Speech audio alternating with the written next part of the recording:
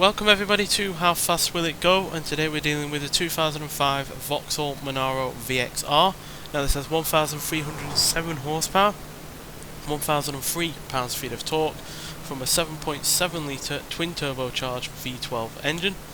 The car itself now weighs 3,363 pounds. It now has all-wheel drive instead of rear-wheel drive, and it can now do 0 to 60 in 2.376 seconds and 0 to 104.768 seconds. So in the previous Forza Horizon game we got this car up to 270 miles an hour, while it had about 42 horsepower less than it has here now, so we should hopefully get a little bit higher than the 270 we got in the previous game. So yeah, let's get out there and see what it can do. So yeah, didn't get rid of the rear spoiler on this because it made no difference whatsoever. Yeah, it looks like a weird car without that spoiler, so another reason to keep it. But yeah, bodywork wise this is all stock, and obviously everything else has pretty much been changed, especially the engine, which is much larger, not just in terms of cubic capacity but also in terms of cylinders. Yeah, there's 250, progressing quite rapidly. 265, so quicker than the super van from the previous episode. There's 270, now faster than the car in the previous game. There's 272, right at the rev limit though, bouncing that quite a fair bit. Understeer. Well, we hit the trellis there, which is unfortunately not destructible. So yeah, fair bit of understeer in this car, which is no surprise. Never had all-wheel drive originally, and now it's got a much bigger engine up front. Still scooped off a little bit of speed and got around the corner eventually. Yeah, right back onto the kind of speed that we were before, right up until we hit a transit. It's the super van getting revenge from the last episode. So yeah, 272. Don't hit any more.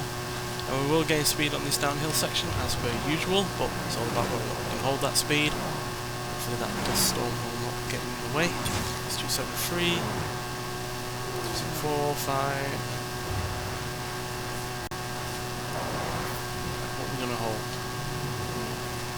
273 at least. Come on. We are bouncing, but we are also holding. Yep, that's 273, so that is pretty damn quick, and oh, some acrobatics here. But that is crucially 3 miles an hour faster than we were in the previous game, which, yeah, I've always said I prefer it when a car that we've used before does faster speed than it did the last time that we used it. And yeah, although it's not massively ahead of what it did last time, it still is ahead by 3 miles an hour. Which also means that we have matched the DMC DeLorean, the Mercedes AMG 1, the TVR Cerberus B12, and the MG X-Power SVR. So yeah, that's pretty good. But we are slightly behind the Zenvo TSRS, Ferrari F8 Tributo, Audi RS5 Coupe, and the Ferrari J50. But we are ahead of quite heavyweights like the Jaguar XJ220S TWR, the Lamborghini Aventador SVJ, and the Nissan GT-R Nismo, the 2020 version. So yeah, on the whole, pretty formidable, quite frankly, especially in terms of gaining speed. Only real letdown with this is the handling, and the fact that it's got quite a lot of understeer. But then again, we were doing 260 odd miles an hour, and trying to go around a corner in that kind of speed for most cars would be a bit tricky. So yeah, and with this, that is no surprise. So yeah, a little bit underwhelming in that regard, but top speed is not underwhelming at all, and neither is the way that it gained the speed to start with. So yeah, nonetheless though, thank you for watching, and I'll see you in the next one. Bye.